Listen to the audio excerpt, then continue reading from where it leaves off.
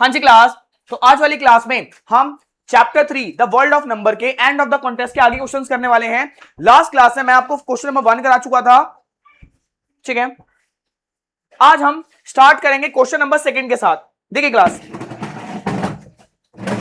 आज हम स्टार्ट कर रहे हैं क्वेश्चन नंबर 2 के साथ। क्वेश्चन नंबर 2 एक बहुत ही इंपॉर्टेंट क्वेश्चन है क्लास, आपको इसके स्टेप्स बहुत अच्छी तरीके से समझने पड़ेंगे, क्योंकि ये सारे के सारे क्वेश्चन देखिए। अब आपसे क्वेश्चन आएगा, भैया ये पहले 10th क्लास का टॉपिक है जो कि अब 9th क्लास में बताया जा रहा है। 10th क्लास में फर्स्ट चैप्टर में 1 है, उसमें ये टॉपिक आता था, तो याद रखना। बहुत अच्छा और थोड़ा बच्चों को कंफ्यूजिंग भी लगता है, ठीक है। 10th क्लास में ये भाई 3 नंबर में आता ही आता है, ये क्वेश्चन याद रखना।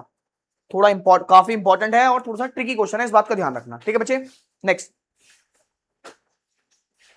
हाँ जी, तो स्टार्ट करते हैं। आपके पास जो क्वेश्चन आएंगे वो कैसा क्वेश्चन आने वाला है? इसमें आपके पास आपको बोला जाएगा कि भैया √5, √2, √3, √7, √6 इन सबको इरेशनल प्रूफ करना है। इन सबको क्या प्रूफ कर रहा है? इरेशनल। भैया आपको पता है, देखो ये आपके क्या है, इंपरफेक्ट स्क्वायर्स हैं। आपके पास इंपरफेक्ट स्क्वायर रूट दिए जाएंगे और बोला जाएगा प्रूफ करो ये इरेशनल है, प्रूफ करो ये इरेशनल है। भैया कैसे करने वाले हैं इसको? बहुत इजी है। आपको इससे पहले मैं आपको 3 चीजों के बारे में बताने वाला हूं, वो 3 चीजें आप अच्छे से समझना, उसके बाद हम चैप्टर स्टार्ट करने वाले हैं। आपको पता है भैया इरेशनल नंबर होते हैं ये, ठीक है। मैंने आपको जब बताया था इरेशनल नंबर कौन कौन से होते हैं, मैंने बताया पाई और वो सभी नंबर जिनका नॉन टर्मिनेटिंग नॉन रिपीटिंग हो, और सारे के सारे इम्परफेक्ट स्क्वायर रूट, ये सारे के सारे हमारे इरेशनल नंबर होता है। मैंने आपको कल वाली क्लास में बताया था। तो इसी में ये प्रूफ करना है कि इरेशनल है। कैसे प्रूफ करेंगे? देखो बच्चा, सबसे पहले आपको इस क्वेश्चन को समझने से पहले कुछ जो मैं चीजें बता रहा हूं वो समझो। पहली चीजें, अगर कोई भी नंबर रैशनल होता है तो वो पी बाई क्यू के, मतलब वो इस फॉर्म में आता है, पी बाई क्यू की फॉर्म में आता है, बटे की शक्ल में हम उसको लिख सकते हैं। कोई भी नंबर अगर रैशनल नंबर होता है तो उसको हम पी बाई क्यू के रूप में लिख सकते हैं। समझ आ रहा है? मतलब मान लो अगर मैं किसी नंबर को रैशनल नंबर मान रहा हूं तो इसका मतलब मैं उसको पी बाई क्यू की फॉर्म में लिख सकता हूं। क्लियर है? कोई दिक्कत परेशानी? कोई दिक्कत परेशानी? अगर मैं मान रहा हूं एक्स एक रैशनल नंबर है, अगर मैं लेट कर रहा हूं एक्स एक रैशनल नंबर है, तो मैं एक्स को पी बाई क्यू की फॉर्म में लिख सकता हूं? नहीं लिख सकता हूं? लिख सकता हूं। बहुत बढ़िया, पहली चीज समझ आ गई, बहुत अच्छी बात है। नेक्स्ट चीज है आपकी को प्राइम नंबर। एक सेकंड में, नेक्स्ट चीज आपको इसी के अंदर समझनी है। देखो नेक्स्ट चीज है को प्राइम नंबर। गाइस एक बात याद रखना, रैशनल नंबर की ना एक प्रॉपर्टी होती है, रैशनल नंबर की एक प्रॉपर्टी होती है कि ये जो पी और क्यू होते हैं ना, जो हमने लिखा भाई किसी भी नंबर को मैं पी बाई क्यू की फॉर्म में लिख सकता हूं। यहां पे पी एंड क्यू आर को प्राइम नंबर, आर को प्राइम नंबर। पी और क्यू जो होते हैं को प्राइम नंबर होते हैं। को प्राइम नंबर का मतलब होता है इन दोनों के सेम फैक्टर नहीं हो सकते, इन दोनों के सेम फैक्टर नहीं हो सकते, मतलब ये दोनों किसी एक टेबल से नहीं कटेंगे, ये दोनों किसी एक टेबल से नहीं कटेंगे। को प्राइम नंबर क्या होते हैं भैया, इसके बारे में देखते हैं। देखो co prime numbers are the number, co prime number are the numbers which do not have common factor और same factor, कॉमन और सेम फैक्टर। भैया ऐसे नंबर जिनके सेम फैक्टर ना हो, ऐसे नंबर जिनके सेम फैक्टर ना हो, उनको हम क्या बोलेंगे? को प्राइम नंबर। क्या बोलेंगे? को प्राइम नंबर। जैसे मान लीजिए यहां पे मेरे पास 5 है और यहां पे मेरे पास 6 है। नेक्स्ट, यहां पे मेरे पास दो नंबर है 5 एंड 6, 5 एंड 6। भैया देखो यहां पे 6 प्राइम नंबर नहीं है लेकिन 5 प्राइम नंबर, लेकिन ये दोनों एक टेबल में नहीं आते हैं, ये दोनों एक टेबल में नहीं आते। तो को प्राइम नंबर ऐसे नंबर्स का पेयर होता है। को प्राइम नंबर कभी अकेला नंबर को प्राइम नंबर नहीं हो सकता, अकेला नंबर को प्राइम नंबर नहीं हो सकता, ठीक है। तो को प्राइम नंबर ऐसे नंबर का पेयर होता है। को प्राइम नंबर भैया पेयर होता है ऐसे दो नंबर्स का, को प्राइम नंबर ऐसे दो नंबर्स का पेयर होता है जिनका कॉमन फैक्टर नहीं होता, जिनका कॉमन फैक्टर नहीं होता। तो क्या 7 और 2 को प्राइम नंबर होंगे? हाँ या नहीं? हाँ भैया 7 और 2 एक टेबल में नहीं आते, को प्राइम नंबर है। क्या 6 और 12 को प्राइम नंबर होंगे? नहीं भैया, दोनों एक टेबल में आते हैं, को प्राइम नंबर नहीं हो सकते। ये समझ आ रहा है? समझ आ रहा है? पहली चीज समझ आ गई, पहली चीज समझ आ गई। एक बार रिपीट करते हैं, चेष्टा सामने देखो बच्चे। हम सीख रहे हैं आज end of the chapter exercise के हम क्वेश्चन नंबर 2 कर रहे हैं और ये काफी इंपॉर्टेंट क्वेश्चन है। एग्जांपल में भी आपका कैसा क्वेश्चन है आपके पास पूछा जाएगा। ये 10th क्लास में था पहले को टॉपिक, अब 9th क्लास में आ गया ये, ठीक है। आपको प्रूफ करना है कि जो भी हमारे इम्परफेक्ट स्क्वायर रूट होते हैं ये इरेशनल नंबर होते हैं, प्रूफ करना है। जो भी इम्परफेक्ट स्क्वायर रूट होते हैं ये हमारे रैशनल नंबर, इरेशनल नंबर होते हैं। ये आपको प्रूफ करना है। कैसे प्रूफ करोगे? इसको प्रूफ करने से पहले आपको मैं जो चीजें बता रहा हूं ये समझनी पड़ेगी। पहली चीज, अगर मैं किसी भी नंबर को रैशनल नंबर मान रहा हूं, अगर मैं किसी भी नंबर को रैशनल नंबर मान रहा हूं तो वो पी बाई क्यू की फॉर्म में लिख सकता हूं, पी बाई क्यू की फॉर्म में लिख सकता हूं। अब पी बाई क्यू की फॉर्म में किस तरीके से लिख सकता हूं? इस तरीके से लिख सकता हूं कि जहां पे पी और क्यू जो होंगे को प्राइम नंबर होंगे, पी और क्यू जो होंगे को प्राइम, मतलब ये एक टेबल से नहीं कटेंगे, ये एक टेबल से नहीं कटेंगे, एक टेबल से नहीं कटेंगे। अब को प्राइम नंबर क्या होता है भैया? को प्राइम नंबर ऐसे नंबर का पेयर होता है, ऐसे दो नंबर का जोड़ा होता है जो एक टेबल में नहीं आते, जो एक टेबल में नहीं आते, मतलब दोनों एक नंबर से नहीं कट सकते। ऐसा नहीं होगा कि ये भी 5 से कट जाए, ये भी 5 से कट जाए, ऐसा नहीं होगा। दोनों एक टेबल से नहीं कट सकते कभी भी, दोनों कभी भी एक टेबल से नहीं कट सकते। अब दूसरी प्रॉपर्टी क्या होती है? और क्यू कभी भी 0 के बराबर नहीं होता, क्यू कभी भी 0 के बराबर नहीं होता। ये दो प्रॉपर्टी होती है भैया कोप्राइम नंबर में, और दो प्रॉपर्टी होती है रैशनल नंबर में। तो रैशनल नंबर मैंने क्या माना भैया? कोई भी, अब किसी भी नंबर को अगर मैं रैशनल नंबर मान रहा हूं तो मैं उसको पी बाई क्यू की फॉर्म में लिख सकता हूं, जहां पे पी और क्यू जो होंगे कोप्राइम नंबर होंगे। क्या होंगे? मतलब एक टेबल से नहीं कटेंगे, सेम फैक्टर, कॉमन फैक्टर उसका नहीं होगा। दूसरी प्रॉपर्टी क्या है भैया? क्यू जो होगा कभी भी 0 के बराबर नहीं होगा, क्योंकि मैंने आपको, जब मैंने रूल ऑफ 0 बताया तो मैंने आपको बताया था किसी भी नंबर को अगर हम 0 से डिवाइड करते हैं तो उसका आंसर इंफिनिटी आता है, उसका आंसर कभी हम नहीं निकाल सकते। समझ आ रहा है?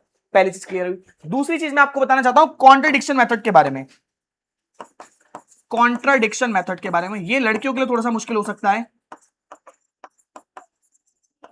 देखो भैया, इसमें हमें क्या करना होता है? इसमें हमें अपनी गलती माननी होती है, तो लड़कियों के लिए काफी मुश्किल होगा।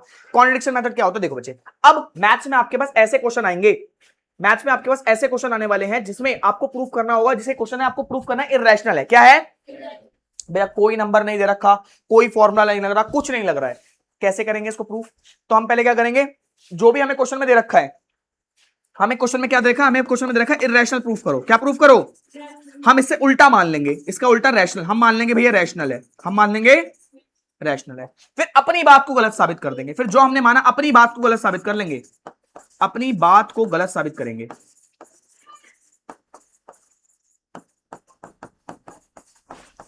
अपनी बात को गलत साबित कर लेंगे। इस मेथड को बोलते हैं कॉन्ट्रडिक्शन मेथड। आज से पहले आपने ये मेथड नहीं करा होगा। इसमें हम क्या करते हैं, जो भी हमें बोला जाता है क्वेश्चन में प्रूफ करने के लिए, उससे उल्टा मान लेते हैं, उससे उल्टा मान लेते हैं, फिर अपनी बात को गलत साबित कर देते हैं। ठीक है भैया? हम बॉयज तो बहुत आराम से कर लेंगे, हम अपनी गलती मान लेते हैं भाई, लेकिन गर्ल्स का क्या होगा? वो कैसे अपनी गलतियां मानेंगी? तो आपको अपने दिल पे पत्थर रख के भैया, मुंह पे मेकअप करके, ओ सॉरी, दिल पे पत्थर रख के आपको अपनी गलती माननी पड़ेगी और कॉन्ट्रडिक्शन मेथड आपको यूज करना पड़ेगा। क्लियर है? क्लियर? आगे स्टार्ट करते हैं। नेक्स्ट, तो कॉन्ट्रडिक्शन मेथड समझ गए भैया? कॉन्ट्रडिक्शन मेथड में क्या है? जो भी क्वेश्चन है बोला जाएगा उससे उल्टा मान लेंगे, फिर अपनी बात को गलत साबित कर देंगे, अपनी बात को गलत साबित कर देंगे। ठीक है? अब तीसरा मेथड क्या है भैया? हम तीसरी चीज आपको क्या याद रखनी है? तीसरी चीज आपको याद रखनी है, एक सेकेंड, वेट, हाँ, तीसरी चीज आपको याद रखनी है, तीसरी चीज आपको समझनी है, अगर किसी नंबर का स्क्वायर किसी नंबर से डिवाइड होता है तो वो नंबर बिना स्क्वायर के भी उससे डिवाइड होगा। फॉर एन एग्जांपल, अगर क्यू का स्क्वायर 5 से डिवाइड हो रहा है तो क्यू भी 5 से डिवाइड होगा, बिना स्क्वायर के भी 5 से डिवाइड होगा। एक रूल आप समझ सकते हो। ठीक है भैया? यानी अगर मैं बोल रहा हूं कि a का स्क्वायर 2 से डिवाइड हो रहा है तो इसका मतलब a भी 2 से डिवाइड होगा। अगर z का स्क्वायर 5 से डिवाइड हो रहा है तो z भी 5 से डिवाइड होगा। ये रूल समझ आ गया? समझ आ गया? क्या ये 3 रूल क्लियर है? अब आगे बढ़े। अब आपको क्वेश्चन हलवा लगने लगेगा, अब आपको क्वेश्चन इजी लगेगा। अब देखो, हाँ, मुझे क्वेश्चन है बोला गया, क्वेश्चन नंबर 2, यहां से क्वेश्चन स्टार्ट करते हैं। Prove that √2 is an irrational number, √5 is an irrational number, is an irrational number। हाँ भैया, अब आपको भैया यहाँ पे कोई फॉर्मूला नहीं दे रखा है, यहाँ पे कोई वैल्यू पुट नहीं कर सकते, आप कुछ नहीं कर सकते, तो हम यहाँ पे कॉन्ट्रडिक्शन मेथड का इस्तेमाल करेंगे। ठीक है? तो वी आर यूजिंग, तो यहाँ पे आप सॉल्यूशन स्टार्ट करोगे तो यहाँ पे we are using contradiction method. तो भैया हम कॉन्ट्रडिक्शन मेथड का इस्तेमाल कर रहे हैं। सो भैया जो बोला गया उससे उल्टा मान लेंगे। So let √5 is a rational number, is a, तो हमने इससे जो भी क्वेश्चन बोला गया था उससे उल्टा मान लिया। भैया याद रखना, बहुत इंपॉर्टेंट क्वेश्चन है ये, बहुत ज्यादा important question, exam point of view से काफी ज्यादा इंपॉर्टेंट क्वेश्चन है ये। ठीक है भैया? मुझे कुछ हमने भाई कोई वैल्यू नहीं दे रखी थी, कोई फॉर्मूला नहीं लगने वाला था, तो मैंने क्या करा, मैं कॉन्ट्रडिक्शन मेथड का इस्तेमाल करूंगा। किसका इस्तेमाल करूंगा? कॉन्ट्रडिक्शन मेथड का। अब कॉन्ट्रडिक्शन मेथड में क्या करते हैं, जो क्वेश्चन में बोला जाता है उससे उल्टा मान लेते हैं, जो क्वेश्चन में बोला जाता है उससे उल्टा मान लेते हैं। तो क्वेश्चन में मुझे बोला गया था ये प्रूफ करो इररेशनल है, तो मैंने इससे उल्टा मान लिया रैशनल है। अब किसी भी नंबर को अगर इररेशनल है तो, अगर इररेशनल है तो ये पी बाई क्यू के बराबर होगा। किसके बराबर होगा? पी बाई क्यू के। अब वेयर, जहां पर पी एंड क्यू आर को prime number, P and Q are को प्राइम नंबर, यानी पी और क्यू जो है एक नंबर से नहीं कटेंगे, and Q is not equal to zero, Q कभी भी जीरो के बराबर नहीं होगा। ये आपको कंडीशन लिखना बहुत जरूरी है, ये बहुत ही ज्यादा इंपॉर्टेंट है। यहीं से आप अपने आंसर को सॉल्व करोगे, यहीं से आप अपनी बात को गलत साबित करोगे। यहाँ पे हमने क्या माना है? हमने माना है P और Q कोप्राइम नंबर है, P और Q कोप्राइम नंबर है, ये माना है। अब हम कोप्राइम नंबर का मतलब दोनों एक टेबल से नहीं कटेंगे, दोनों एक टेबल से नहीं कटेंगे, लेकिन अब हम यही करेंगे, हम P को भी एक नंबर से डिवाइड करके दिखाएंगे, Q को भी एक नंबर से डिवाइड करके दिखाएंगे। किस नंबर से डिवाइड करके दिखाएंगे भैया? जो प्रूफ करना ना इससे, तो मैं P को भी 5 से डिवाइड करके दिखाऊंगा और Q को भी 5 से डिवाइड करके दिखाऊंगा। तो मैं, और लास्ट में मैं ये लिखूंगा कि भैया हमने माना था कि ये कोप्राइम नंबर है, लेकिन ये दोनों एक टेबल से कट रहे हैं, यानी हमने जो माना था वो गलत था। मैं ये लिखूंगा भाई मैंने माना था P और Q कोप्राइम नंबर है, P और Q क्या है? Coprime number. इसका मतलब P और Q एक टेबल से नहीं कट सकते थे, लेकिन हमने दोनों को एक टेबल से काट दिया, इसका मतलब हमने जो माना था वो गलत था, क्वेश्चन में जो बोला है वो सही है। ऐसे आपका आंसर होने वाला है। क्या आपको रोड मैप समझ आ गया, कैसे कैसे कहां कहां जाना है? अब सिर्फ रास्ते पे आगे बढ़ना है, समझ आ रहा है भाई? क्वेश्चन है भैया, क्वेश्चन मानना पड़ेगा, क्या करना पड़ेगा, ये कॉन्ट्रडिक्शन मेथड का रूल है भैया, ठीक है? चलो कोई बात नहीं, कोई बात नहीं। इधर देखो, अब यहाँ पे क्या करने वाले हैं भैया, देखो अब भाई कुछ वैल्यू नहीं दे रखी, ये दे रखा है, इसको आगे सॉल्व करेंगे, इससे 1 डाल देंगे और क्रॉस मल्टीप्लाई कर देंगे, ये हो जाएगा √5Q बराबर हो जाएगा P, बराबर हो जाएगा। अब भैया मुझे रूट को हटाना है, दोनों तरफ स्क्वायर कर दूंगा, दोनों तरफ squaring both side, squaring both side, ठीक है? ठीक है भैया, मेरे को रूट को पहले मैंने क्या करा, इसके नीचे 1 डाला, क्रॉस मल्टीप्लाई करा, √5 को Q से मल्टीप्लाई करा, √5Q आ गया, बराबर में P को 1 से करा, P आ गया, समझ आ रहा है? अब रूट हटाने के लिए दोनों तरफ स्क्वायर करूंगा। अब √5Q का स्क्वायर करूंगा भैया, स्क्वायर से रूट कट जाएगा, 5 बचेगा, और Q का स्क्वायर हो जाएगा, Q स्क्वायर हो जाएगा, बराबर में P स्क्वायर, बराबर में P स्क्वायर। अब यहां 5 मल्टीप्लाई वहां जाके डिवाइड हो जाएगा, वहां जाके, ठीक है? ठीक है, अब यहां पे Q स्क्वायर एक ऐसे नंबर के बराबर है जो 5 से डिवाइड हो रहा है। अब समझो, यहां पर Q स्क्वायर एक ऐसे नंबर के बराबर है जो 5 से डिवाइड हो रहा है, Q स्क्वायर एक ऐसे नंबर के बराबर है जो 5 से डिवाइड हो रहा है, बराबर है उसके, तो यानी Q स्क्वायर भी 5 से डिवाइड होगा। तो मैं यहां पे लिखूंगा here Q square is equal to a term, is equal to a term which is divisible by 5, which is divisible by 5, जो 5 से डिवाइड हो रही है, विच इज डिविजिबल बाय 5। भैया Q स्क्वायर एक ऐसे नंबर के बराबर है जो 5 से डिवाइड हो रहा है, जो 5 से डिवाइड हो रहा है, सो Q is also divisible by 5, Q is also divisible by, यानी Q भी 5 से डिवाइड होगा, Q भी 5 से डिवाइड होगा। तो यहां पे मैंने क्या प्रूफ करा, यहां पे मैंने प्रूफ करा भैया Q जो है वो 5 से डिवाइड है।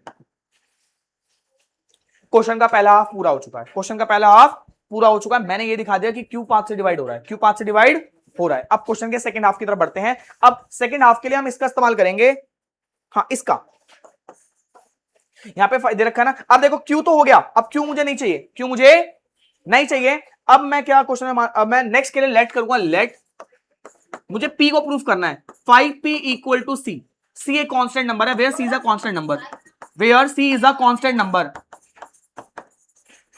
Constant number. एक मिनट बच्चे, हाँ क्या कह रहे हैं आप बच्चे? सी कोई भी कांस्टेंट नंबर मानना होता है, सी मानो, के मानो, कोई भी दिक्कत नहीं। देखो बच्चे, हम लेट कर रहे हैं, हमने कोई भी कांस्टेंट नंबर माना है, कुछ भी मान सकते हो, कोई दिक्कत परेशानी नहीं, ठीक है बच्चे? अब हमने क्या करा भैया, 5P बराबर C, कुछ भी भाई, कोई भी वेरिएबल लिख सकते हो आप, C मानो, X मानो, K मानो, कोई दिक्कत परेशानी नहीं है, ठीक है? K क्या है? कोई भी, आपने ये तो लिखा कांस्टेंट है, तो हमने यहाँ पे C माना, C है, कांस्टेंट है, आप कोई भी वैल्यू लिख सकते हो यहाँ पे, ठीक है? Where C is a constant, समझ आ रहा है? अब यहां पे मुझे ये P को प्रूव करना है कि P 5 से डिवाइड हो रहा है, तो भैया ये इधर मल्टीप्लाई वहां जाके डिवाइड हो जाएगा, P बराबर हो जाएगा C अपॉन में 5, C अपॉन में 5। अब गाइस इधर देखो, अभी अगर आप बुक्स वाले मेथड को फॉलो करोगे ना, तो उसमें भी यहां पे दोनों तरफ स्क्वायर होगा, लेकिन ये ज्यादा कंफ्यूजिंग हो जाता है, ठीक है? मैं 10th क्लास को इसी वाले मेथड से कराता हूं, जिसमें क्या है, मैं 2 बार स्क्वायर नहीं कराता, यहां पे स्क्वायर नहीं करूंगा मैं, ठीक है? और बोर्ड्स में ये पूरी तरह वैलिड है, 100% वैलिड है। एग्जाम में जब लिखते हैं तो एग्जाम में पूरे मार्क्स मिलते हैं, ठीक है? मेरे लास्ट 2-3 सालों से जब मैं बच्चों को करवा रहा हूं, ये क्वेश्चन आता है, बच्चों को पूरे मार्क्स मिल रहे हैं, और ये मेथड बच्चों को जल्दी समझ आता है। क्या एक छोटे से स्टेप में बस फेर बदल है, और बिल्कुल एप्रोप्रिएट है, जो हमने माना उसके लिए बिल्कुल एप्रोप्रिएट, कोई भी गलती नहीं है इसमें, ठीक है? तो आपको लगेगा कि भैया यहां पे स्क्वायर नहीं करा आपने, तो मैं आपको पहले बता के चल रहा हूं भैया, एक क्वेश्चन को करने के बहुत सारे तरीके हो सकते हैं, एक छोटे से स्टेप में हमने थोड़ा फेरबदल करा है, इससे क्या है, क्वेश्चन थोड़ा सा इजी हो गया, इजी टू अंडरस्टैंड हो गया है, ठीक है? ठीक है, अब यहां पे हम क्या करेंगे भैया, यहां पर मैं लिखूंगा P एक ऐसे नंबर के बराबर जो 5 से डिवाइड हो रहा है, तो सेम पीछे की तरह here P is equal to a term, P is equal to a term which is divisible by 5, which is divisible by 5, so P is also divisible by 5, P is also divisible by तो यहीं पर हमने ये भी लिख दिया भाई P भी 5 से डिवाइड हो रहा है, पी भी 5 से डिवाइड हो रहा है। ठीक है, अब भाई पीछे क्या हुआ था, क्यू 5 से डिवाइड हो रहा था, यहां पे क्या हुआ, पी भी 5 से डिवाइड हो रहा है, तो हम लिखेंगे here P and Q are divisible by 5, are divisible by, P और क्यू 5 से डिवाइड हो रहा है, but co-prime number do not have same factor, co-prime number do not have same factor, do not have same factor, लेकिन co-prime number के same factor नहीं होते, यानी हमने जो माना था वो गलत था। It's mean our contradiction was incorrect, our contradiction was incorrect, यानी हमने जो माना था वो गलत था। ठीक है, सो √5 this clarify that √5 is an irrational number, hence proof।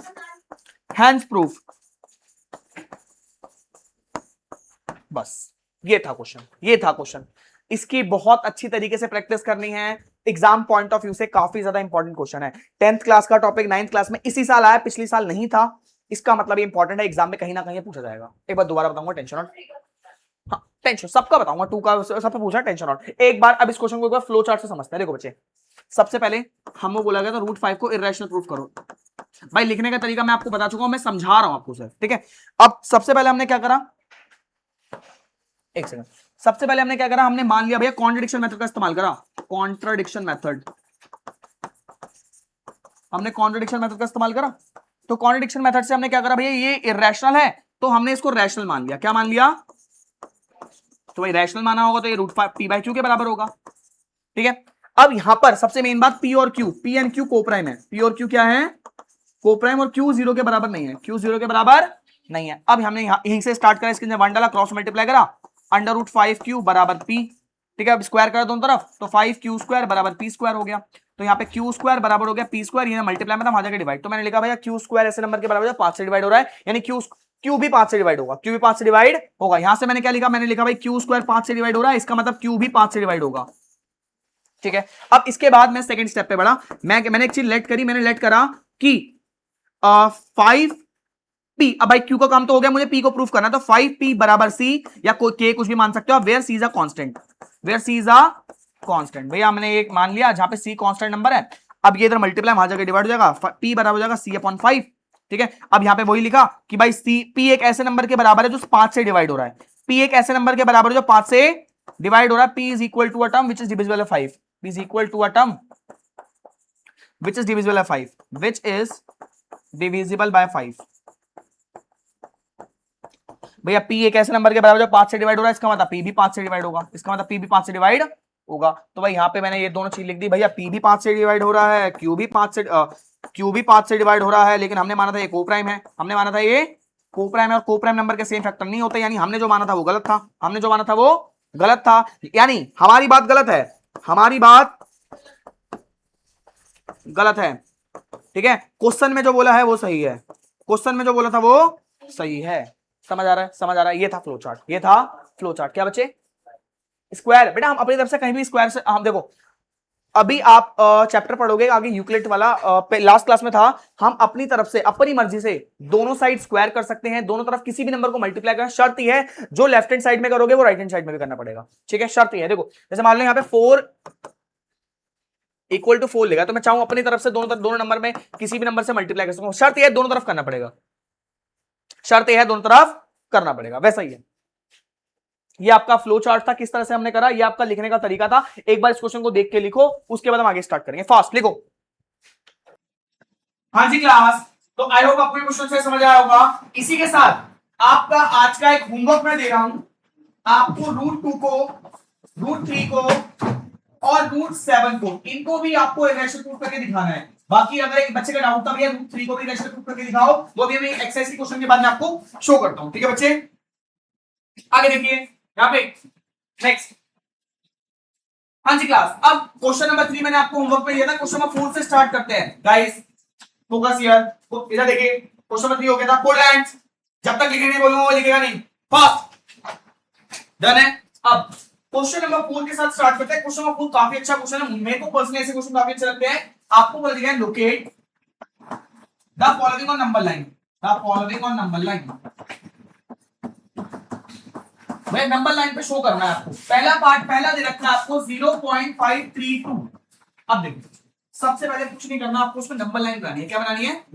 बहुत आसान है, मजा आएगा इसको करने में। सबसे पहले ये 0 पॉइंट है, आप पहले से स्टार्ट करोगे। भाई 0 है तो किस किस के बीच में आया होगा? 0 और 1 के। आपको बस कितना पता होना चाहिए, आपको बस 1000 तक काउंटिंग आनी चाहिए। आप ये क्वेश्चन बड़े आराम से कर लोगे। 1000 तक काउंटिंग सबको आती है। अगर मैं बोलूं 85 किस किस के बीच में आता है, तो आप बोलोगे 80 और 90 के बीच में आता है। अगर मैं बोलूं 521 किस किस के बीच में आएगा, तो आप बोलोगे भैया 520 और 530 के बीच में आएगा। अगर मैं बोलूं 664 किस किस के बीच में आएगा, तो 660 और 670 के बीच में आएगा। बस आपको इतना पता होना चाहिए कि ये नंबर, जैसे मान लीजिए मैंने एक जगह नंबर लिखा 554, तो आप बोलोगे भैया ये 650 और 660 के बीच में आता है। बस आपको अगर इतना आता है ना, तो आप एक क्वेश्चन आराम से कर लोगे। ठीक है बच्चे? ठीक है बच्चे, बहुत बढ़िया। अब आगे चलते हैं। हाँ जी, अब क्वेश्चन स्टार्ट करते हैं। सबसे पहले आपको इसके नंबर लाइन बनानी पड़ेगी। मैं लिखता हूं, इसको पहले बताते हैं। तो भैया मेरे को पहले पता चला भैया 0 है, तो 0 यानी किस किस के बीच में होगा? ये 0 और 1 के बीच में होगा। किस किस के बीच में होगा? 0 और 1 के। तो मैं एक नंबर लाइन बनाऊंगा 0 और 1 को दिखाते हुए। हाँ भैया,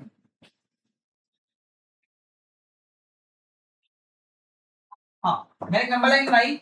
अब मैं इसको 0 और स्टार्ट से दिखाऊंगा। देखो यहाँ आपका 0 शो कर रहा है, यहाँ पे आपका 1 शो कर रहा है। अब इसके बीच में डेट कितने होंगे? 10.1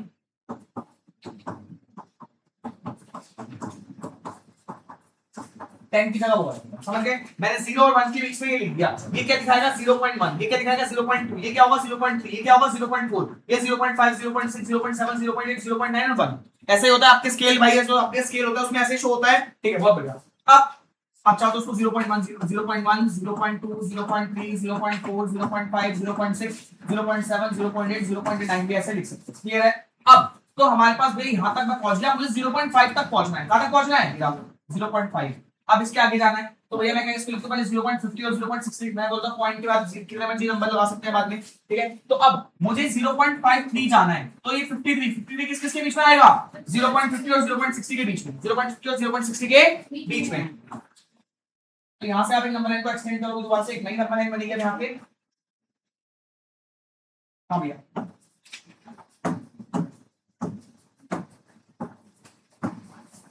हाँ जी। अब आपकी जो नंबर लाइन है ये 0.5 और 0.6 को दिखाएगी। ठीक है, अब हमारा 0.53 है वो 0.5 और 0.6 के बीच में आएगा। क्लियर है? क्लियर है भैया? देखो हमने सबसे पहले देखा मेरे पास था 0.532। सबसे पहले मैंने देखा 0 पॉइंट है, और 0 मतलब इसका मतलब ये 0 और 1 के बीच में आएगा। किसके बीच में आएगा? 0 और 1 के बीच। भैया मैं 0 और 1 के बीच में पहुंच गया, मुझे यहाँ पे 0.5 दिख गया। मुझे क्या दिख गया? अब मैं एक लाइन बनाने के बाद में दूसरे नंबर पे पहुंचा, अब मुझे 0.5 दिख गया। अब मुझे 0.53 तक जाना है, यानी 53 तक जाना है। तो 53 मुझे किस के बीच में मिलेगा? 0.5 और 0.6 के बीच में। किसके बीच में मिलेगा? 0.5 और 0.6 के बीच में। ठीक है, यहाँ पे आएगा 0.6 के बीच में 0.51 आएगा, 0.52 आएगा, 0.53 आएगा। तो मुझे 0.53 तो चाहिए। ठीक है, ठीक है। तो इसके बाद आगे तो मैंने बोल दिया 0.5 और 0.6 को मैंने एक्सटेंड करा 1 2 3 4 5 6 7 8 9। ठीक है, तो इसके बीच में क्या आएगा? 0.51 0.52 0.53 0.54। आप इसको 50 मान सकते हो, उसको 60 मान सकते हो। ठीक है, मैंने बोला पीछे कोई वैल्यू नहीं होती। 0.55 0.56 0.57। अगर ये क्वेश्चन आपको समझ आ जाए तो आपको एक बहुत फेवरेट क्वेश्चन हो जाएगी। मेरे को पर्सनली बहुत अच्छा लगता है क्वेश्चन। 0.59 कुछ नहीं करना होता है, काउंटिंग का इस्तेमाल करना होता है बस। 0.5 क्लियर है बच्चे? अब मुझे कहां तक जाना था? 0.52 तक जाना था, 0.53 मुझे यहां मिला। अब 0.53 से 0.52 तो मैं क्या करूंगा? इसको एक्सटेंड कर दूंगा इन दोनों के बीच में। अब मैं एक नंबर लाइन बनाऊंगा 0.52 से 0.53 तक, सॉरी 0.5 से 0.54 तक।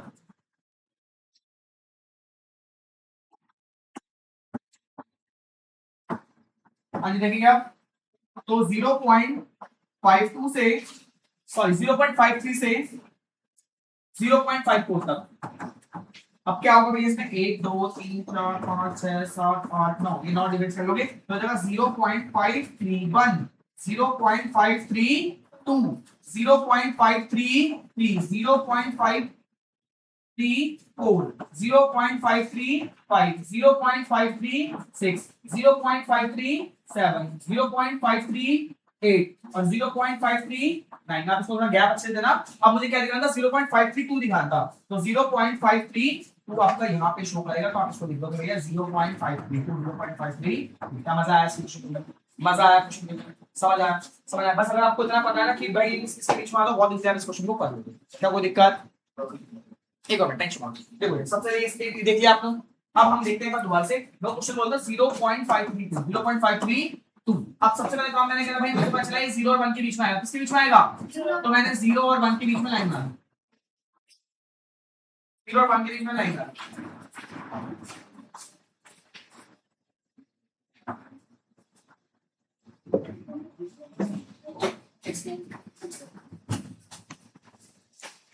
हाँ जी देखिए, तो मैंने सबसे पहले देखा कि भाई 0.5 0.0 से 0 और 1 के बीच में आएगा। अब भैया इसके बीच में क्या होगा? 0.1 होगा, 0.2 होगा, 0.3 होगा, 0.4 होगा, 0.5 होगा, ऐसे 0.9 तक जाएगा। मुझे 0.5 चाहिए था, क्या चाहिए था? 0.5। तो मैंने 0.5 और 0.6 के बीच की लाइन को बड़ा कर दिया, तो भाई ये 0.5 हो गया, ये 0.6 हो गया, 0. अब भैया इसके पीछे एक नंबर लगा देंगे, 0.50 हो गया, 0.60 हो गया, पॉइंट लगा सकते हैं, मतलब पॉइंट के बाद 0 लगा सकते हैं लास्ट में।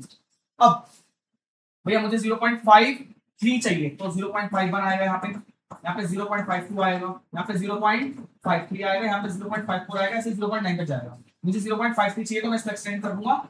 अब यहाँ पे 0.53, यहाँ पे 0.54, ऐसा आया, ऐसा आया, बहुत बढ़िया। अब हम क्या करने वाले हैं इसको भैया, अब मुझे चाहिए 0, यहाँ पे 0.531, 0.532, 0.533, 0.534, ऐसे आपका आता है 0.9 तक, 0.532 दिखा था, 0.53 यहाँ पे 0.52। क्या कोई दिक्कत क्वेश्चन? इस तरीके से आपको शो करना है, खुद से ट्राई करोगे आएगा, कोई दिक्कत परेशानी वाली बात नहीं है, इस बात को ध्यान नहीं। अब देखो दूसरे वाले देखो,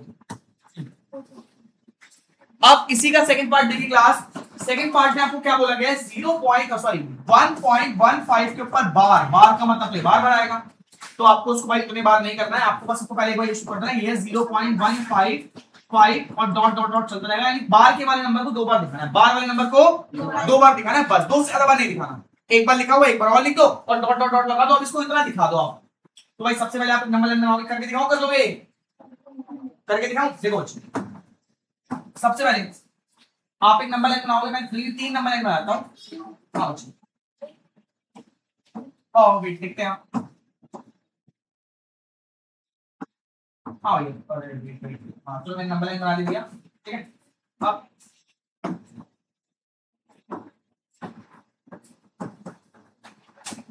आ चुका रहेगा, एक सेकेंड अब देखेंगे।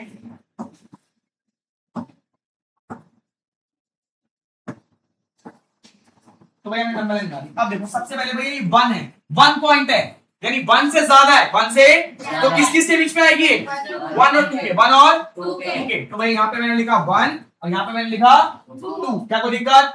अब 1 के बाद क्या आएगा? 1.1, 1.2, 1.3, 1.4,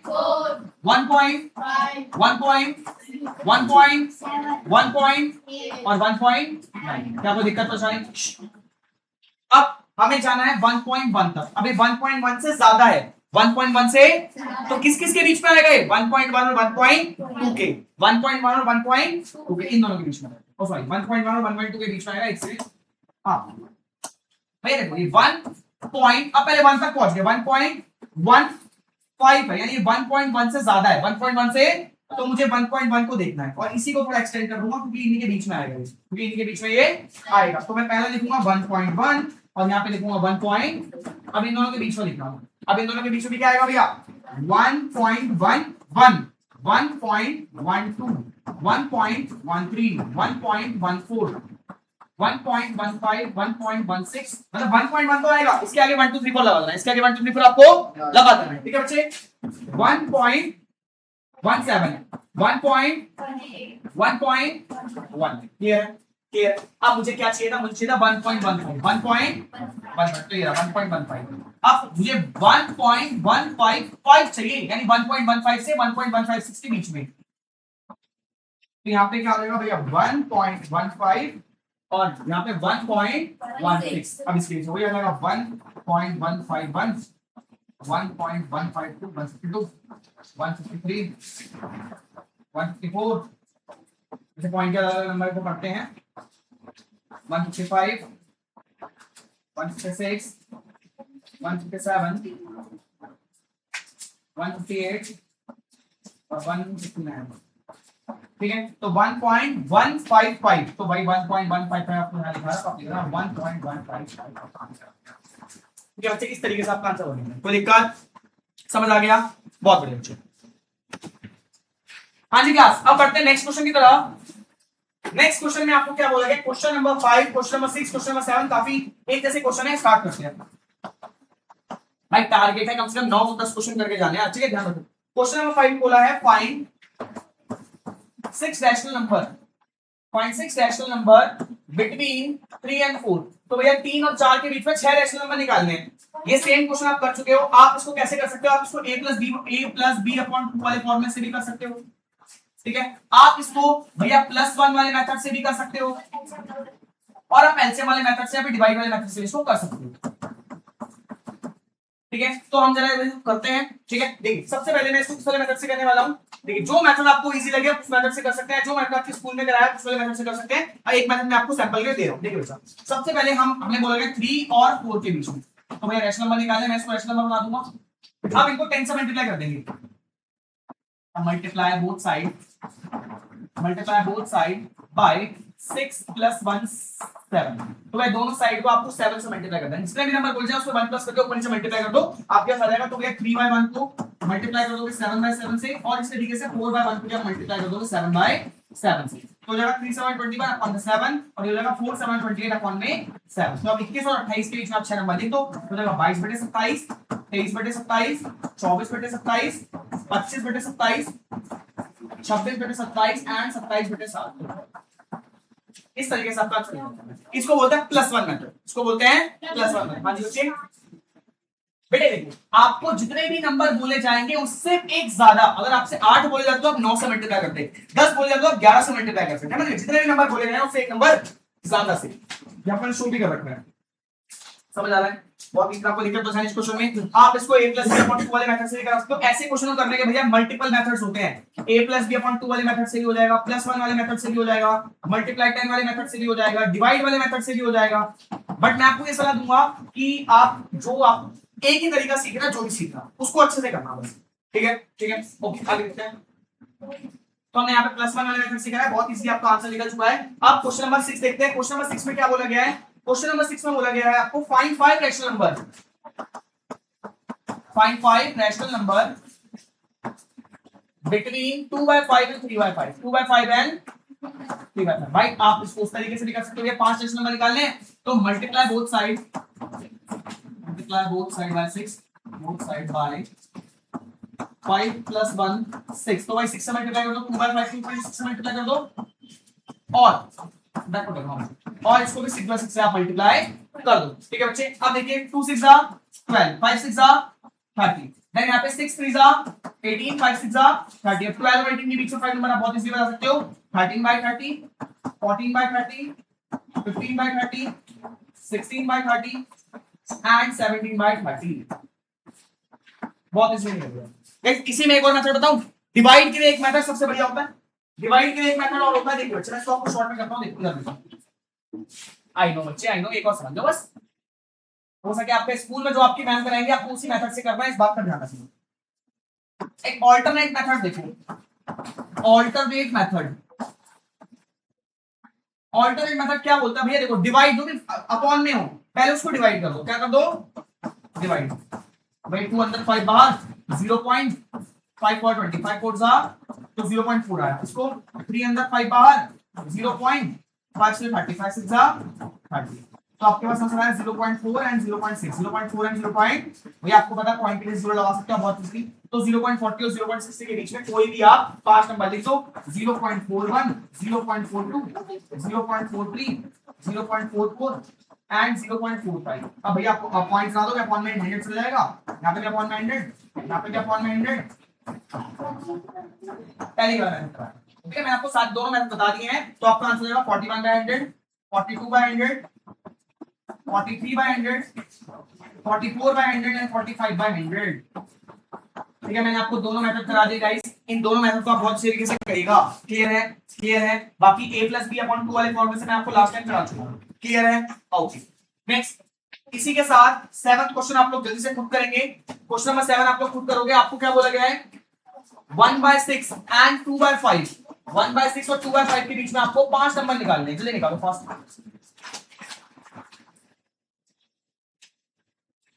हाँ जी, देखिए अब मैं इसको दोनों ही मेथड से समझाने वाला हूं। सबसे पहला मेथड है, जिस बच्चों ने +1 वाले मेथड से करा है वो बच्चे देखेंगे। सबसे पहले आपको याद रखना है +1 वाले मेथड में डिनोमिनेटर सेम होना चाहिए। डिनोमिनेटर सेम नहीं होगा तो डिनोमिनेटर सेम आपको करना पड़ेगा। अब देखो बच्चे, यहाँ पे 6 है, यहाँ पे 5 है, तो डिनोमिनेटर सेम करने के लिए 6 को दोनों ऊपर से मल्टीप्लाई कर दो और इधर 5 को दोनों ऊपर नीचे मल्टीप्लाई कर दो। तो क्या आएगा? 5 1 जा 5, 6 5 जा 30, और यहाँ पे क्या आएगा? 2 6 जा 12, 5 6 जा 30। अब भैया ये हो गया। अब क्या 5 और 12 के बीच में, क्या 5 और 12 के बीच में आप 5 नंबर बता सकते हो? बहुत इजीली बता सकते हो भैया। तो ये जाएगा 6/30, 6/30, 7/30, 8/30, 9/30, 10/30 या 11/30। तो ये तो आपका ऐसे ही निकल गया, ये तो आपका ऐसे ही निकल गया। अगर नहीं आ रहे हो तो तुम किसी नंबर से मल्टीप्लाई करते तो आ जाता आंसर। क्लियर बच्चे? अब यहाँ पे देखो, जिन बच्चों ने डिवाइड वाले मेथड से करा है उन्होंने कैसे करा होगा? देखो डिवाइड वाले मेथड से आपको इस तरीके से करना था, 1 अंदर 6 बाहर, 0 पॉइंट लगाते, 6 अंजा 6 माइनस करते, 4 बचता, पॉइंट लगा 0, 6 6 36। तो भैया देखो फिर से 4 बचा तो 0.6 रिपीट हो जाता, तो मैं इसे बाहर लगाया तो 0.16 आया, 0.16। अब इसको 1 2 अंदर 5 बाहर, 0 पॉइंट लगाते, 5 4 20, 5 4 जा, तो भाई 0.4 आ गया, यानी 0.16 से 0.4। अब भाई पॉइंट के बराबर नंबर देने तो 40 हो जाएगा। तो 0.16 और 0.40 के बीच में आप कोई भी 5 नंबर लिख दो। 0.17, 0.18, 0.19, 0.20 और 0.21। अब इन सबको भैया अपॉन में 10 डाल दो, अपॉन में 100 आ जाएगा, 18 अपॉन में 100, 19 अपॉन में 100, 20 अपॉन में 100 एंड 21 अपॉन में 100। इस तरीके से आपका आंसर आएगा। दो तरीके से मैंने आंसर बता दिया, दोनों तरफ से आंसर बता दिया। क्या कोई दिक्कत परेशानी? एक मिनट चलिए,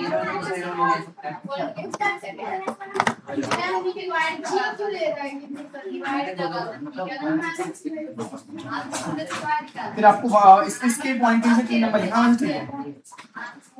ठीक है, क्या कोई दिक्कत परेशानी? समझ आ गया?